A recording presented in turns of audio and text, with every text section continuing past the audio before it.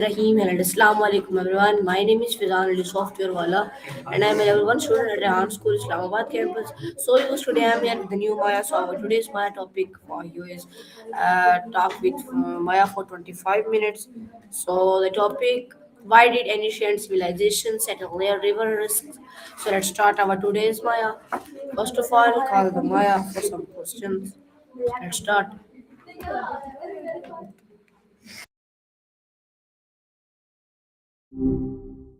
Hey, Okay, so Maya, our today's topic of Maya is ask why did ancient civilizations settle near rivers? So let's start our Maya.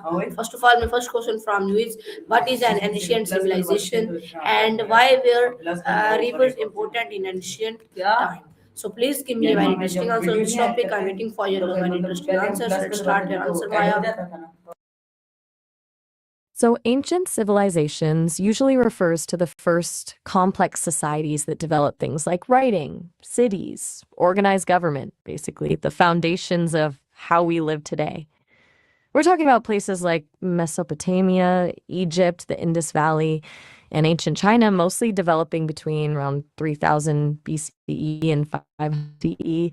Rivers were totally central to these early civilizations. Think about it. Before plumbing or pipelines, fresh water was essential for everything. Drinking, obviously, but also for growing food through irrigation, transportation of goods, and even just waste disposal. Basically, rivers were lifelines. Most of these civilizations popped up right along major rivers for exactly that reason. It's hard to build a city without water. Why do you think rivers were so helpful compared to, say, trying to survive in the middle of a desert?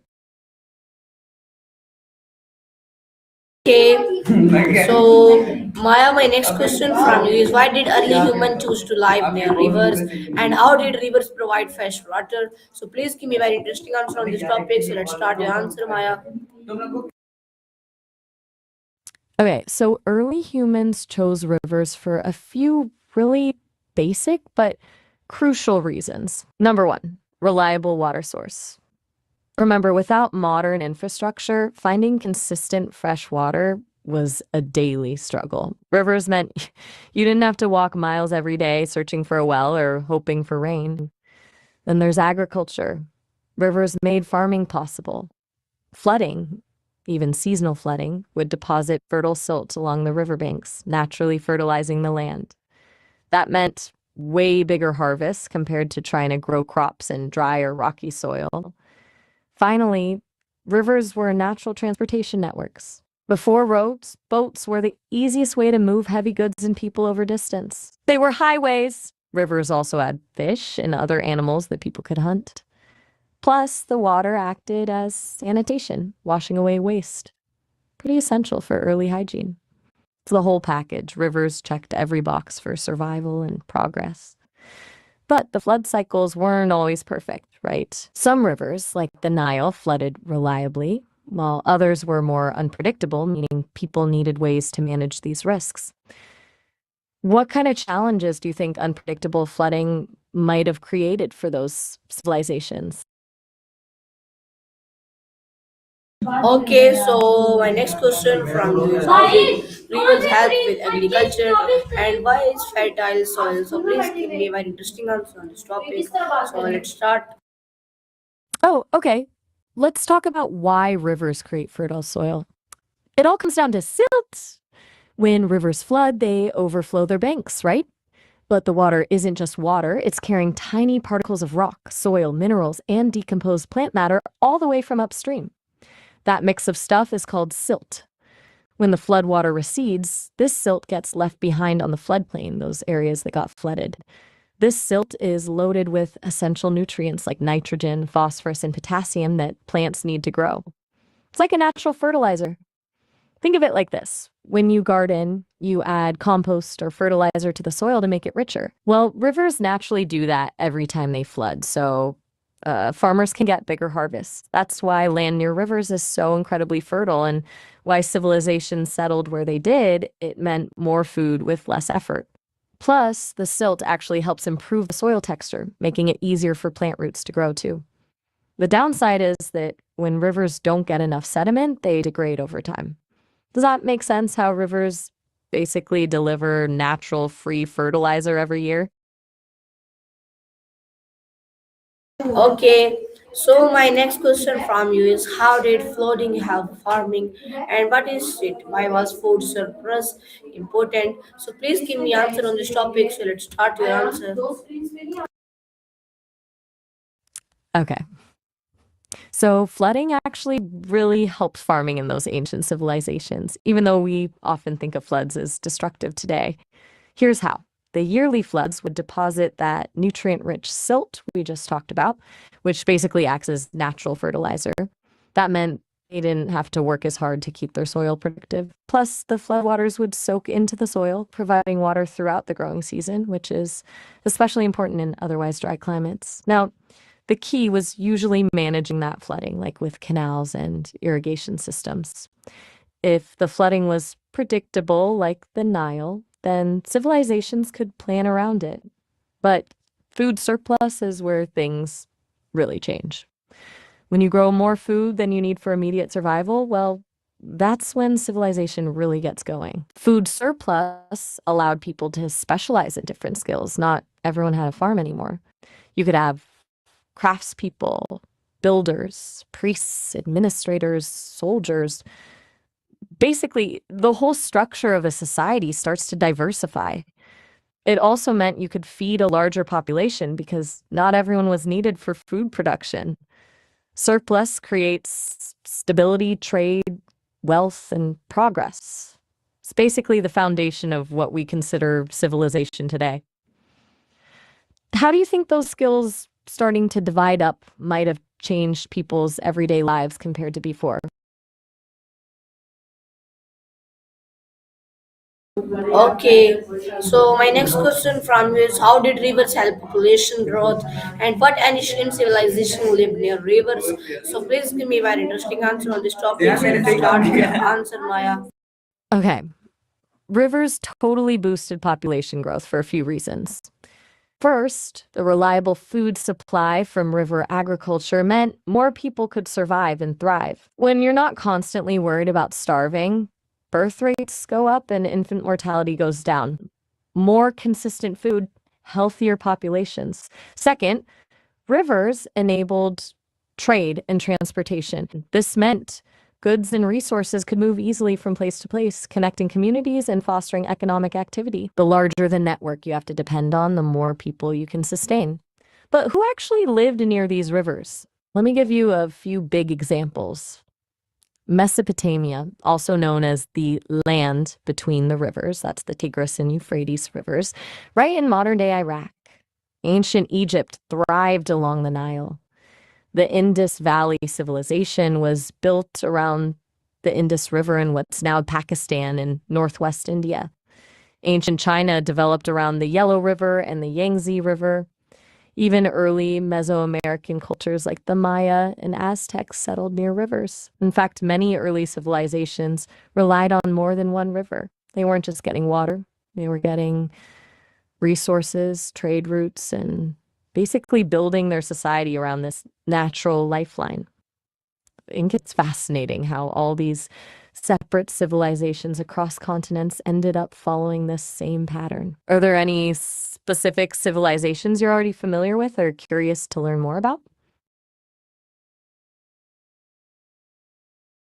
Okay, so that's really great answer, Maya. Why is the Nile River important in history? What role did the Indus River play?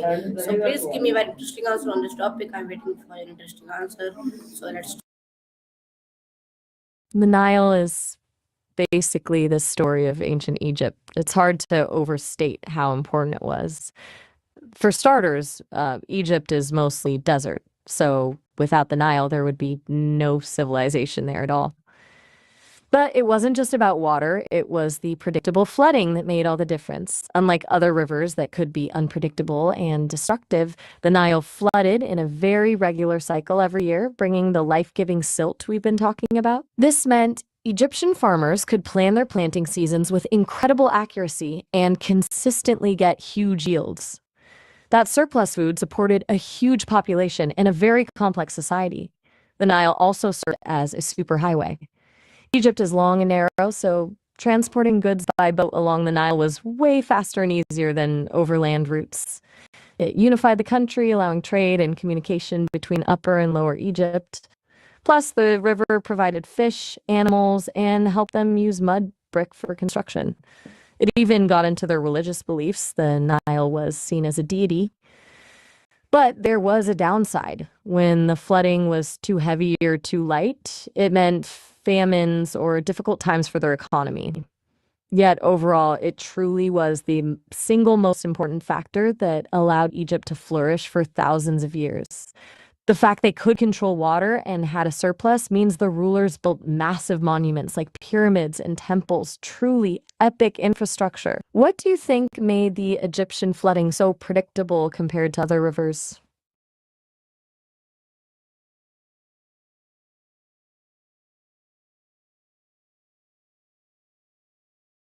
Okay, so Are you still there? Maya, my next It question looks like maybe. from you is why are the Tigris and Euphrates river important and how did rivers help transportations? Please give me very interesting answer on this topic. So let's start your answer, Maya. You mentioned something about triggers and then moved to rivers and transportation. Maybe there is a connection you were going for there. Let's focus on how rivers helped transportation since that was clear. Think of ancient roads versus rivers. Roads took a ton of work to build and maintain. Clearing forests, leveling ground, paving, it was slow and expensive.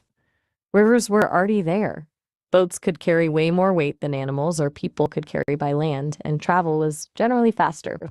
That meant cheaper trade. You could ship goods farther distances without spending a fortune on transport. Also, rivers weren't just transportation routes for goods, they were pathways for people, for armies, for ideas. And if you controlled a river, you controlled trade and communication in that region.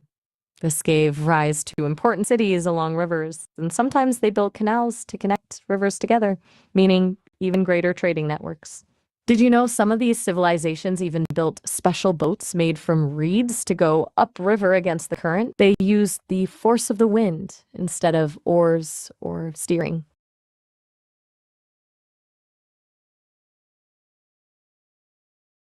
Okay, so Maya, my next question from you is why was the river travel easier than the land travel? And how did rivers portray? Please give me very interesting answer on this topic. I'm waiting for the interesting and long answers. Let's start your answer, Maya. River travel was way easier than land travel for a bunch of reasons.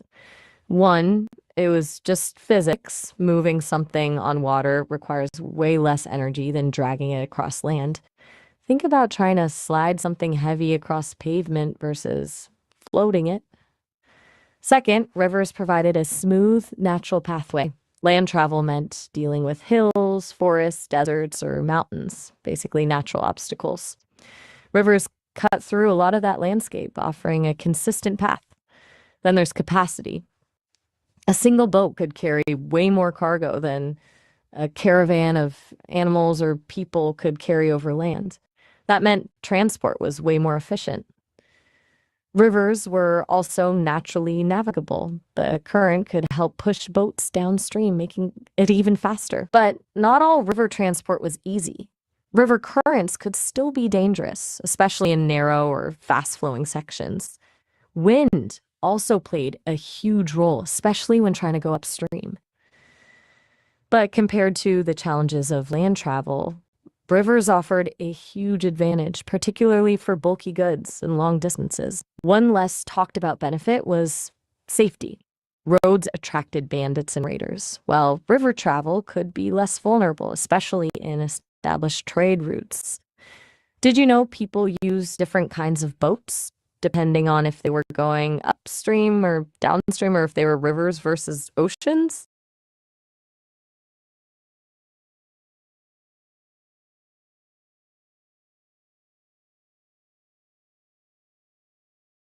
Hey, are you still with me? You went quiet there for a bit. No pressure to keep going if you need a break, but just checking in.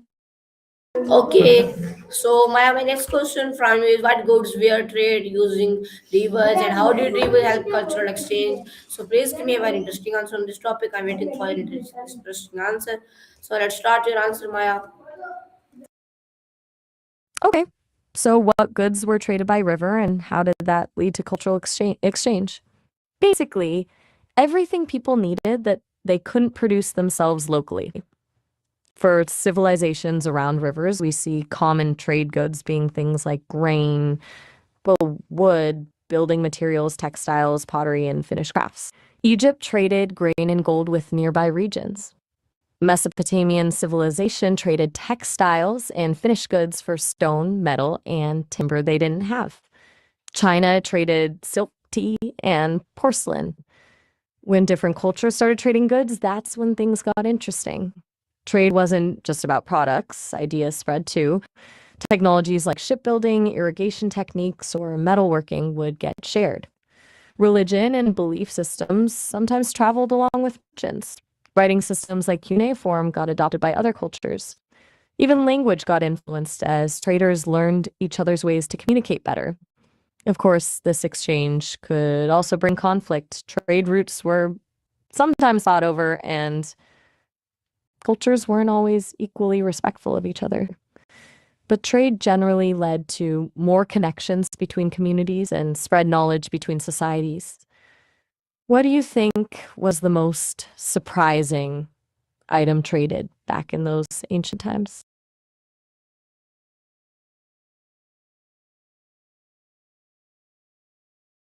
Yeah, that's really great. So my next question from you is where were rivers a source of food and what kinds of food came up for rivers? So please give me a very interesting answer on this topic. So let's start your answer, Maya.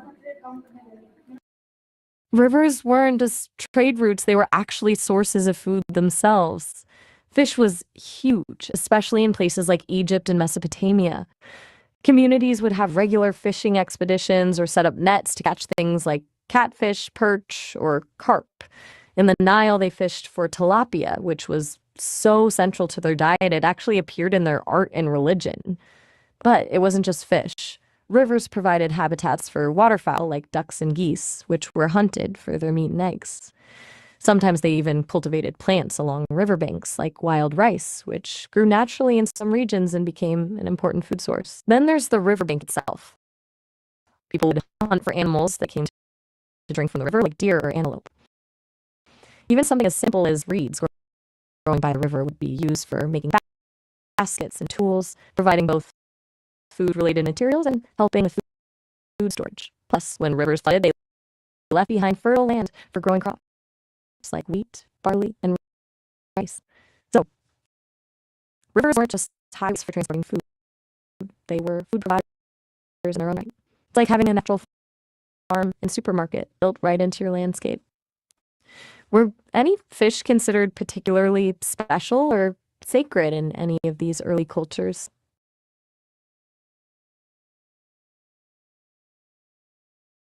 Great. So Maya, my next question from you is how did rivers provide protection? How did settlements grow into cities? So please give me a very interesting answer on this topic. So let's start your answer, Maya. You asked about river settlements growing and providing protection. Let's break that down. Rivers offered natural defense in a few ways.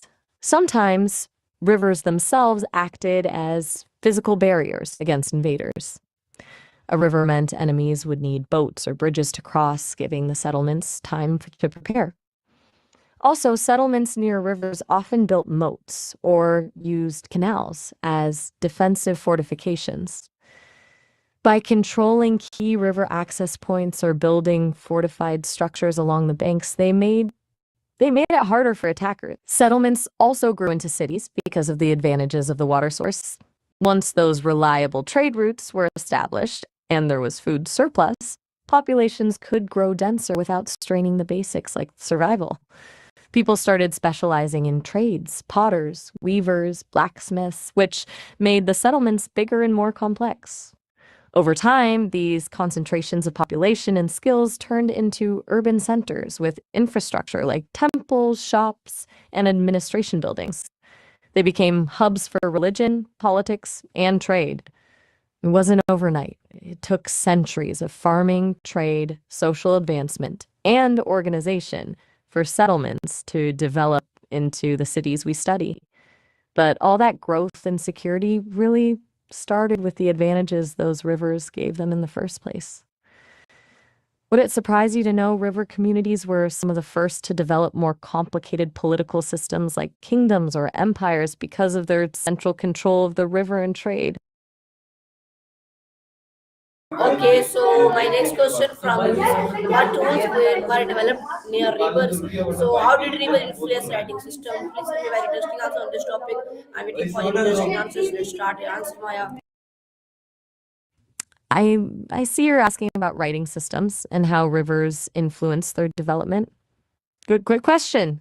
One of the earliest forms of writing, cuneiform, actually came from Mesopotamia, right along those Tigris and Euphrates rivers.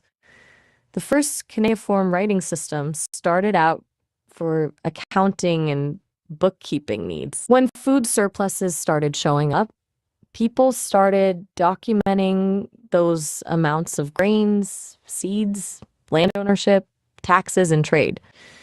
Makes sense. They needed ways to track all this stuff instead of relying on memory. The clay used for those early tablets actually came from the riverbanks too. The rivers weren't just about recording economic data, though. Early writing also recorded stories, laws, religions, beliefs, and epic poems.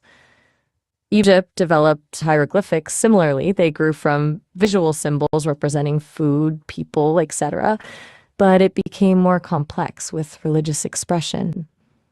And, paper made from papyrus plants, which grew along the Nile, played a big role there too. These civilizations along rivers were more organized, and they needed to document everything that supported their progress in writing. Would you say that maybe without those food surplus and stable civilizations coming together, the writing system we have today might not be the same without those river societies? Okay, so my next question from you is why did government from near rivers what problem did floods causes?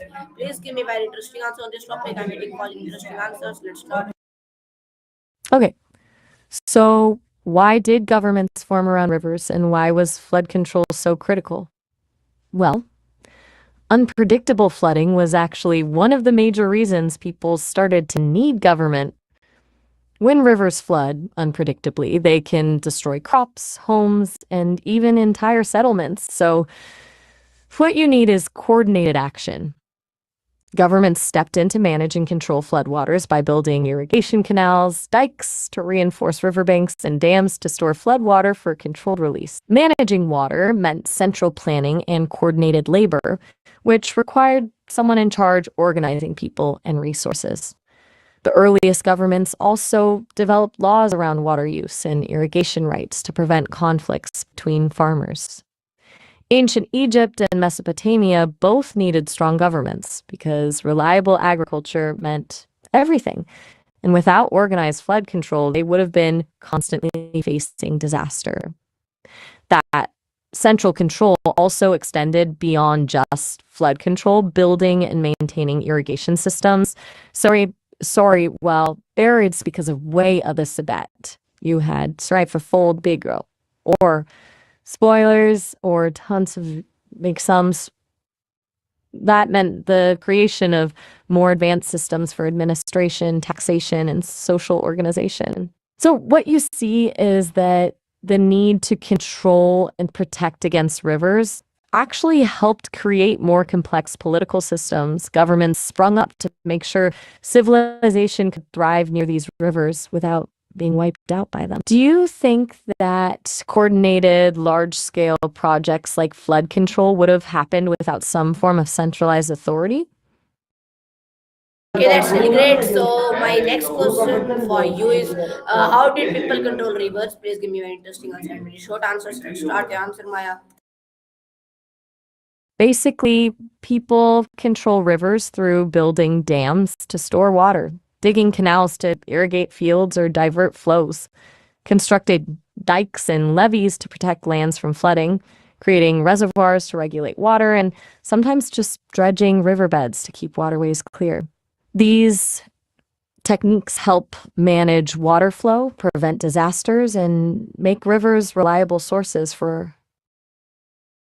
Okay, so viewer, this All was right, our Maya. sounds good. I hope Thanks you for the like it. conversation. I meet with the new Maya next topic. Thank you and Allah Hafiz, Pakistan.